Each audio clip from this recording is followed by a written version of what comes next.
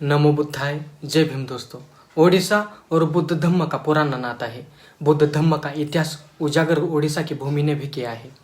आंध्रा ओडिशा की भूमि में कई बौद्ध संग्राम आज भी पाए जाते हैं, जिन यात्रियों ने इस भूमि के बारे में वर्णन करके रखा है। आज तक हजारों जगहों पर हर महीने कहीं ना कहीं बुद्ध अवशेष मिलते ही रहते हैं। रत्नागिरी नागवंशियों की भूमि है। बुद्ध के समय से ही इस भूमि में बौद्ध धम्म ने पांव रखे थे। इसी कारण आज भी इस भूमि से बौद्ध धम्म के विहार और संग्राम निकलते ही रहते हैं। बौद्ध धम्म के बोधिसत्वों की मूर्तियां भी पाई जाती है। आज इस धरती से बौद्ध धम्म का सबसे बड़ा सबूत मिला है। भारतीय पुरातत्व सर्वेक्षण ने जाजपुर जिले में ऐतिहासिक रत्नागिरी बौद्ध स्थल पर चल रही खुदाई के दौरान महत्वपूर्ण खोज की है। इन खोजों से प्राचीन बौद्ध कलाकृतियों का खजाना उजागर होने से इस स्थल की 1200 साल पुरानी विरासत और भी मजबूत हुई है, जिससे ओडिशा में बौद्ध विरासत की आधारशिला के रूप में रत्नागिरी की स्थिति और भी मजबूत हुई है। खोजों में एक बौद्ध मठ परिसर, भगवान बुद्ध की पत्थर की मूर्तियां, मन्नत स्तूप, उत्कीर्ण पत्थर, मिट्टी के बर्तन, मोती, पत्थर के खंभे और एक प्राचीन ईंट की दीवार शामिल है, जिसके बारे में माना जाता है कि यह एक बड़ी संरचना का हिस्सा है।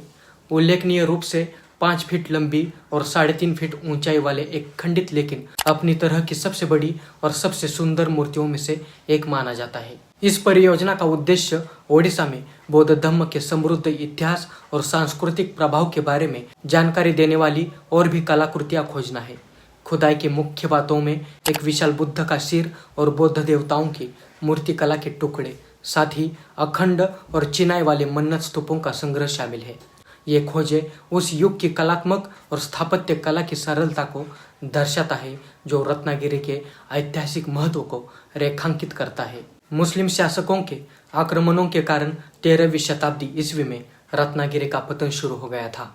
हालांकि 16वीं शताब्दी तक इस स्थल पर कुछ गतिविधियां जारी रही। इतिहासकारों का मानना है कि मौजूदा उत्खनन से ओडिशा में बौद्ध धर्म के विकास और दक्षिण पूर्व एशिया के साथ साथ इसके संबंधों के बारे में समझ में काफी वृद्धि होगी। Odisha institute of maritime and south east Asian studies के सचिव डॉक्टर सुनील पटनायक ने बताया कि खुदाई में मिला मठ 8वीं शताब्दी ईस्वी का है।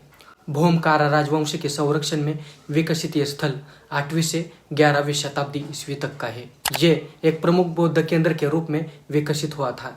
रत्नागिरी में हुए खोजों से बौद्ध शिक्षा और संस्कृति के केंद्र के रूप में इसकी वैश्विक पहचान को बढ़ावा मिलने की उम्मीद है। अधिकारियों को उम्मीद है कि आगे की खुदाई से अतिरिक्त अवशेष सामने आएंगे, जिससे इस प्राचीन स्थल की विरासत समृद्ध होगी। मित्रों, वीडियो कैसा लगा कमेंट करके जरूर बताना। चैनल को अभी तक सब्सक्राइब नहीं किया है तो जरूर सब्सक्राइब करें। ज्वाइन बटन और थैंक्स बटन के जरिए आप इस चैनल के सदस्य बन सकते हैं। चलो मिलते हैं अगले वीडियो में। जय भीम।